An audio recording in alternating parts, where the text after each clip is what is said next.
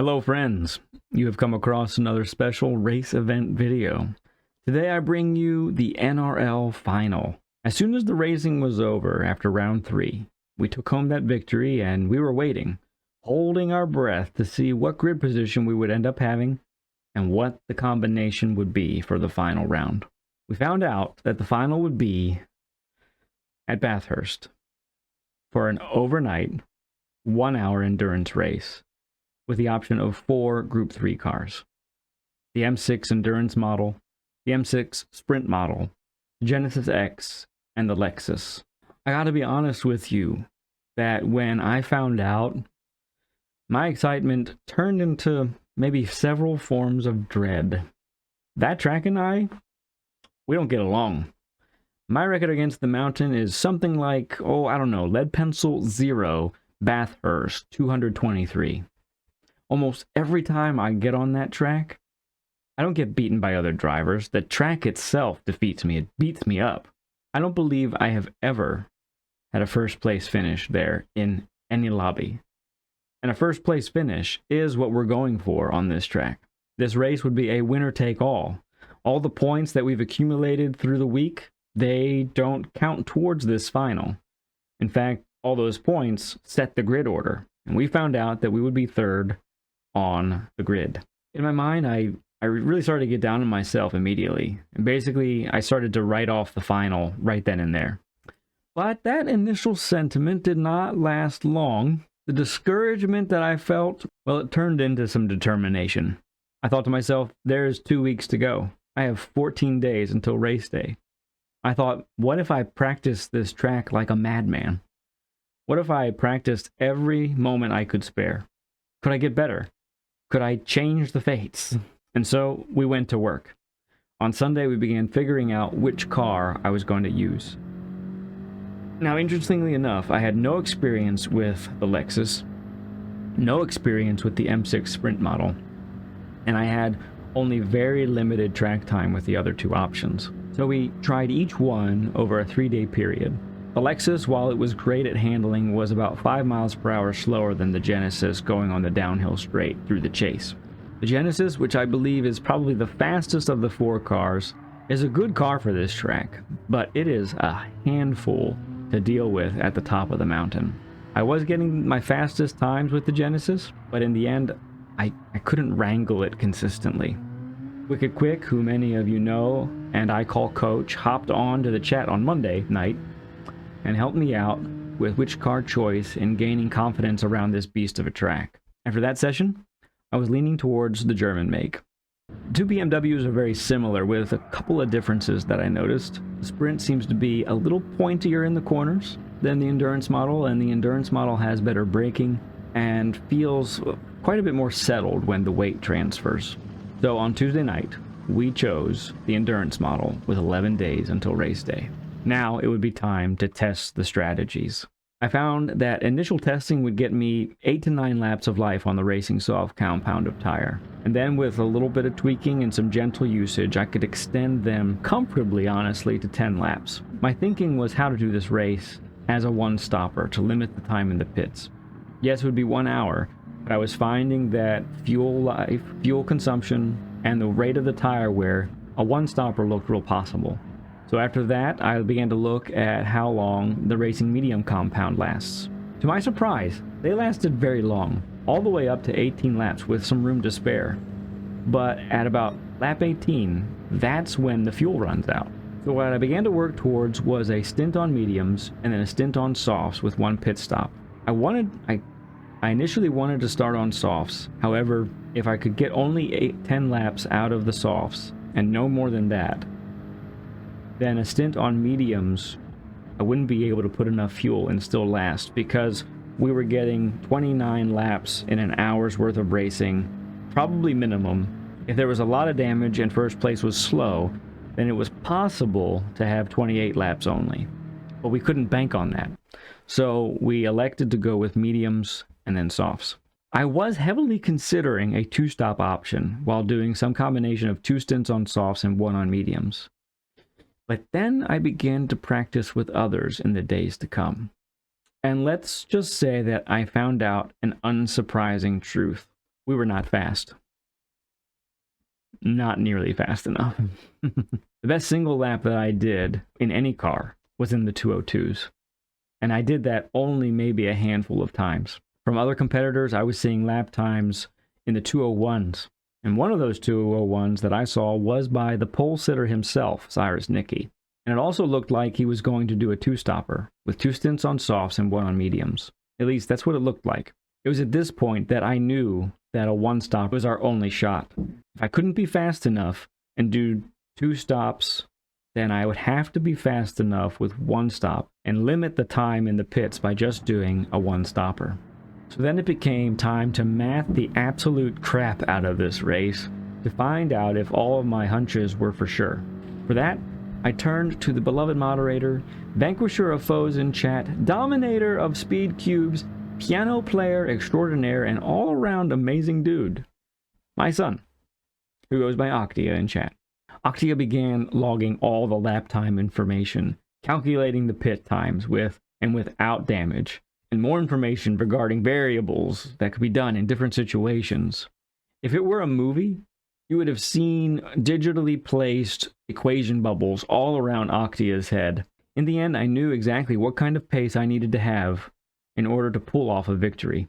I was still a little too slow, but race day is totally different. Race day you have traffic. Race day you have incidents. I really believed we could pull this off and do this. I also knew that I didn't have to be the fastest to win this race, but I would have to have the race of my life. I would have to put in the best performance that I ever had on the mountain, and I'd have to do it for an hour.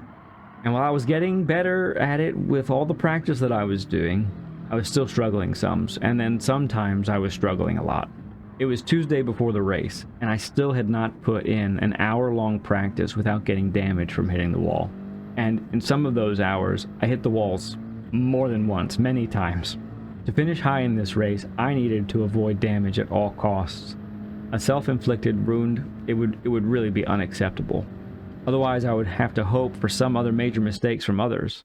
In case you don't remember, all of these NRL rounds, damage is heavy, it's permanent until you go into the pits. Thursday morning, I sent a post to the community stating some of these very same details that I'm sharing with you right now.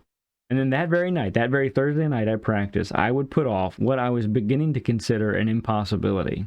I did a mock race by myself, and I didn't get damaged for the first time. I managed the fuel properly and tires as well. We can now update the record to Ledpencil 1, Bathurst 235. Adding in those new numbers from that night, Octia showed that I'd probably still be a little bit too slow, but it was feasible. We would probably have to have many things work out for us to finish well, but at least it was looking like a possibility compared to over a week ago.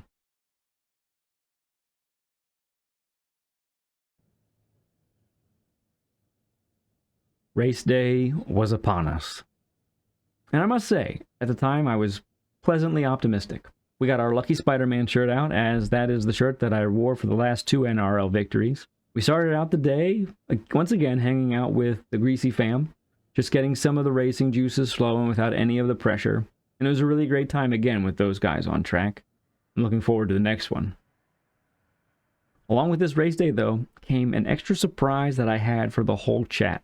As you're gathering here, we decided that it would be best to put the equations to the test in real time. And the only way to really do that was to appoint Octia as crew chief and had him speaking to me in my ear. Do you guys hear the extra voice? Hello. Anyone want to guess who the voice is? Anyone want to take guesses? Let's have some fun with it, huh? Thanks, German Kiwi. Appreciate it, bud. Yeah, anyone guess the voice? This is someone you know from chat. Someone you know from chat. Someone you have not heard yet. He's going to be my crew chief for this NRL final here. Going to give me help and input. Yeah, you got it, Plank. You got it. You got it. It's Octia. Yeah. Very nice. First try. All right. That way he could put in the real lap times into the model he created, and we could make the most informed decision possible while going around the track. There would be no guessing, no second guessing, no third guessing, and ultimately there would be no regrets. Plus, this way the whole chat was treated to hearing my son's voice for the first time, and it made the experience really awesome.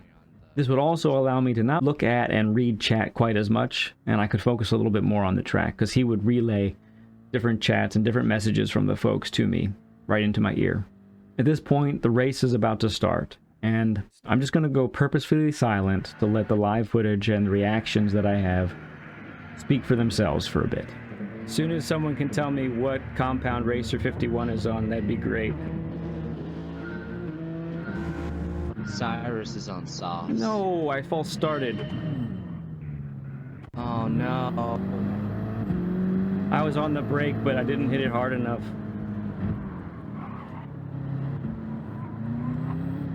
What's recoverable? It is. I kind of sent Racer 51 wide. Okay, time to settle in. Yeah. Oh, I'm sorry, Racer 51.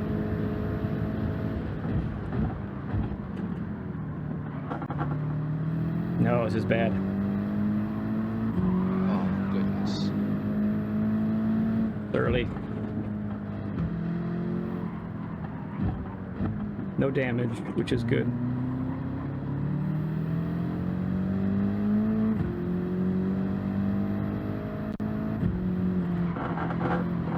Nikki said, I'm out of here.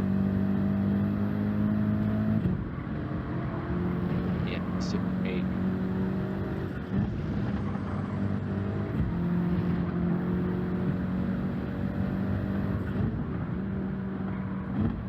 Alright.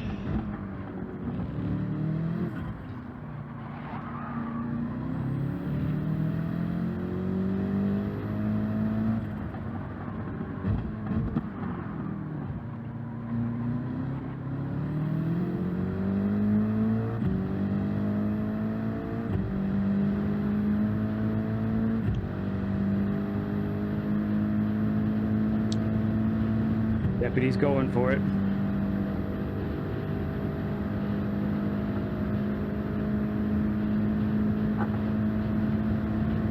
Brake early. See if I can take advantage.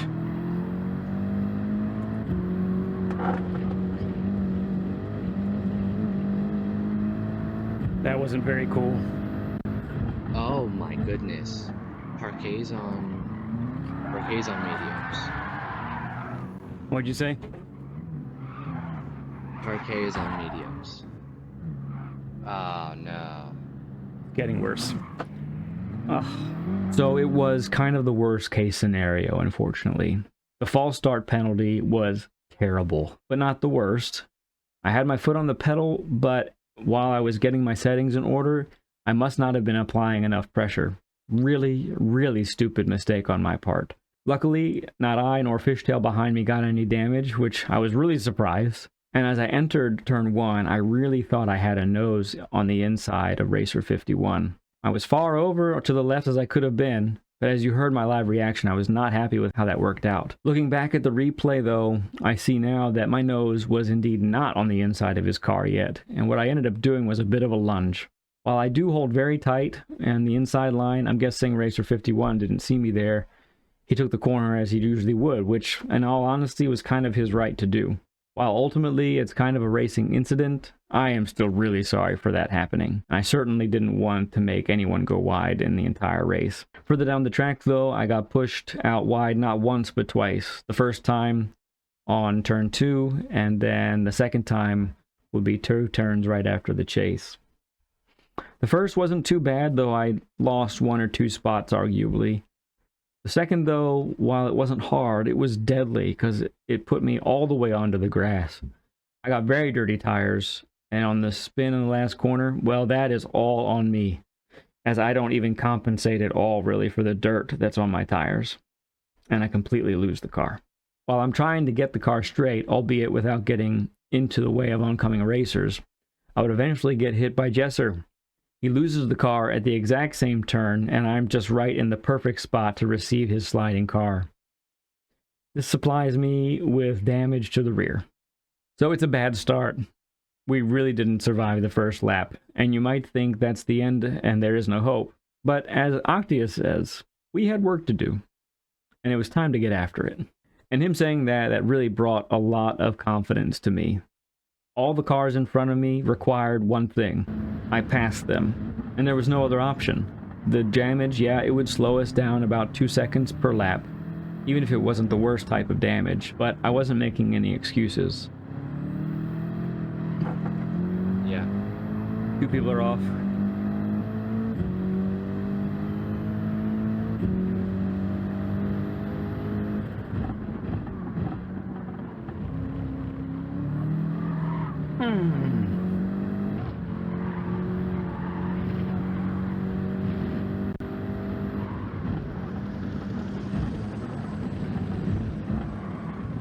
Just keep driving.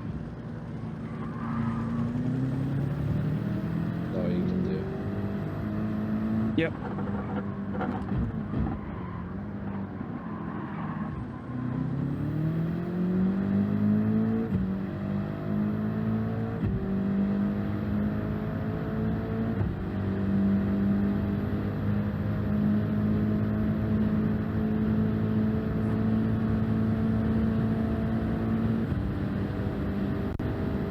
Lacking a little bit of a top speed here, though. I think that's the Okay, we got it done. damage. Yeah, for sure.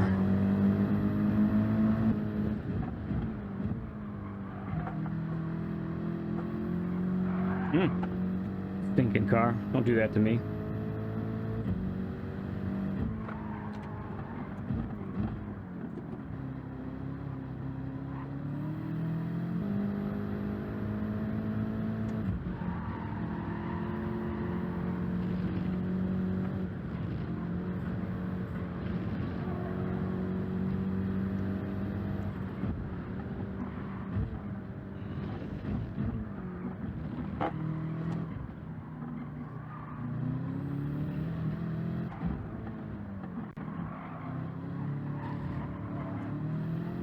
Red was in the wall.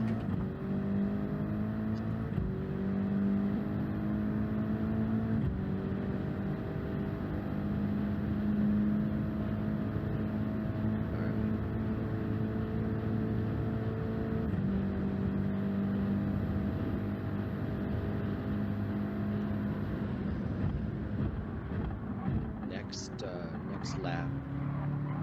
Be straight. Okay, I see some of your fuel data. Okay. While I'm making decent progress through the field, you can see that Cyrus is having the race of his life. After I spun, he was about 19 seconds ahead from me. Now, at this point in the race, he is 35 plus seconds in the lead. And at this point, we also get a window into his strategy because he pits on lap 7. What it's looking like is he's probably going to do 7 on the softs, 7 on the softs again, and then go on a medium stint to the end of the race.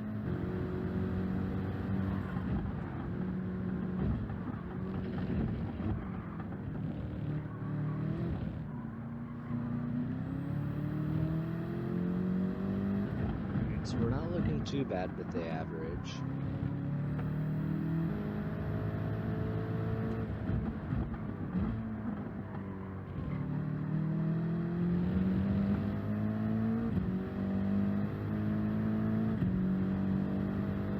Okay, it just turned to 8.9 when I crossed the finish line. 8.9 laps remaining.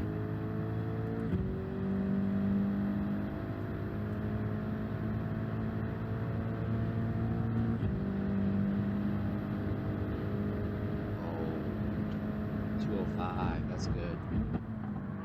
Thank you, thank you. Especially with damage. Yeah. The lap times are starting to become decent as I'm getting acclimated to the car with damage, but as we are getting on the second half of the tire's life, keeping this pace up was going to be difficult. With this going on, I'm starting to feel comfortable and thinking that there is a possibility for a good finish here. And then one of the most frightening parts in the entire race happens. Yeah, you really don't want to. Oh goodness. Man, why didn't I get a yellow flag for that? You gotta be kidding me. Come on, game. That is nuts. What in the world? So you're at about 2 seconds of damage Yeah. per lap. Yeah. So if you can guarantee that you can hit at lap 19, so I think you'll have to fuel save a very, very small amount. Starting now. You do want, yes, you do want to stick with your strategy. So hit at lap 19. Okay. End of lap 19. What we found in practice was that the drag created by the body damage of the car, it made it less fuel efficient. In this case, I was correct, as I would end up pitting one lap earlier than we wanted to. But with my decent lap times up to this point, we still needed to put trust in the models that were showing us staying out would be the best strategy. So go ahead and explain, Noctia, to the friends what the original strategy was, and which is actually what we're going to end up doing, and go ahead and talk about why. Let the folks know. Alright, so the original strategy, which is the one that we're going with, is to do 19 or 18 laps on mediums, and then do a final stint on softs till the end, which is about like halfway through lap 29. While Octi explains the strat options to the viewers, I don't even realize it, but Bells gets knocked out of the server, and suddenly I'm in 4th, and I didn't even see it. Folks that were on the softs and have already pitted start to catch me now. There's no point in me fighting, so on the safest parts of the track possible, I just let them go by. Fishtail manages to get 11 laps out of the softs, which is just, that's amazing, and he's out of the pits just behind me. Lap 14, very surprisingly, we see that my pace is actually getting better, even with the damage that we had. He has going on for this race. Alright, I gotta remember to fuel save a little bit, I think. Well, let's... Oh. Yes. Car's hurting a little bit. Just a little bit. You need 0.1 of a lap. Okay, this is a first mistake that I'm really making there. Oof.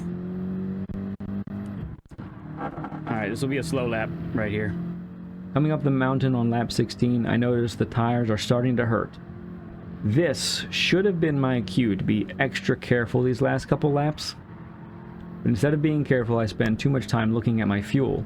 And this is the result, my main driving error for the night. Come on.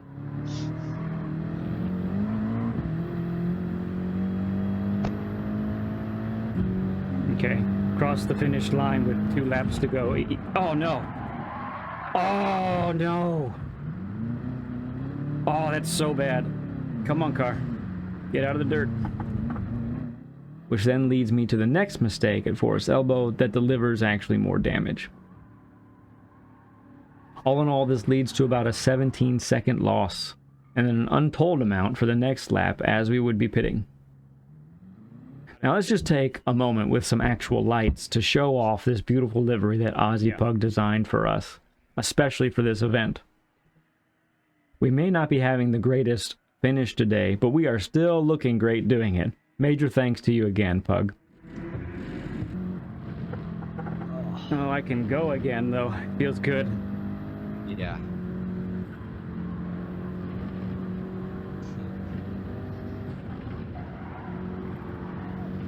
And the sun's coming up.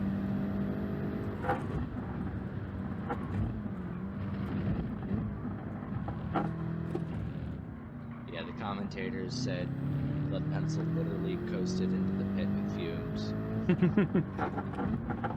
That's what it was. Beginning of lap 20, and we are about to pass Angry Fredbird. 1 lap on the fresh softs, but they aren't all the way good yet. 2 laps into the softs, and they are getting up to their optimal performance range. It is time to bear down and put in the fastest laps that I can. Yeah. Daylight is finally upon us. I can see the track again. The closest position ahead is 21 seconds away, and I want it. I can't tell you guys how good it felt to get rid of that damage and onto the stickier compound of tires. Yeah. And as a result, my times start to come down. On softs. But by now, I know it is too late for any heroics. By lap 24, the softs are no longer in their prime, and it will be time to nurse them the rest of the way. In lap 25, I really start to feel it. So while I'm catching Sal, it doesn't look like I'll have enough time to catch him. And just to add some insult, the game gives me a half-second penalty. So Thanks, game. You got less than 2 laps left. Oh, it says I cut the track? Is that it? And then because time runs out just before we cross the finish line, we don't actually get to go around again. We were 1 minute, 13 seconds off the lead at the time. And that is how this year's NRL Final comes to an end for us. Am I surprised by this 8th place finish? Not at all. With my own potential for mistakes being very high, and with a tight track that leaves very little room between cars, my experience was actually the common one for everyone on track. While I'm not surprised, though, I would have to say I am somewhat disappointed in my performance and the bad luck. I do really wish that I had gotten a chance to stay up with the leaders and to see how my strat would have panned out. Could we have beaten Cyrus Nicky? Him being on a 2-stop strategy and us being on the 1. Him being the quicker driver around the course and me being the slower. Would my strategy have worked out? Would it have not worked out? Would I have still finished outside the podium or outside the top 5 even? Honestly, when I envisioned the race, I saw myself coming out of my pit with Cyrus being out on the softs or mediums already, and me trying to chase him down. It could have been a really exciting finish. But alas, we will never know. And sometimes that's how racing goes, both in real life and in sim racing. I give a major congratulations to Cyrus Nicky for winning the race, and for Racer 51, Fishtail, Shuffles, and Luis for a well-driven race. You top 5 finishers are absolute studs for your performance. Now, while there is certainly quite a bit of bad to take away from this experience, there is some good as well. We ended up last on the first lap, and we actually made our way back up the grid to finish P8. No, it wasn't perfect, but we held our own. We held our nerve, and we managed a decent enough comeback. Also, part of the good is all of you in chat were amazing. While I didn't see many of your messages live when I was very occupied trying not to die on the mountain, when I rewatched the stream to prepare for this video, I was blown away yet again by your encouragement, your kind words, you pushing me on. Y'all are amazing, and I love you like crazy. And you know my mind won't change about any of that, right? Having Octia as my crew chief for the afternoon was amazing also.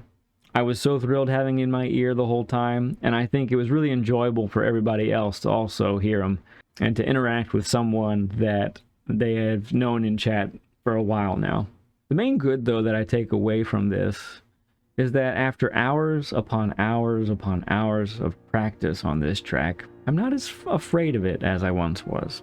And yes, one must always respect the mountain, or the mountain will disrespect you.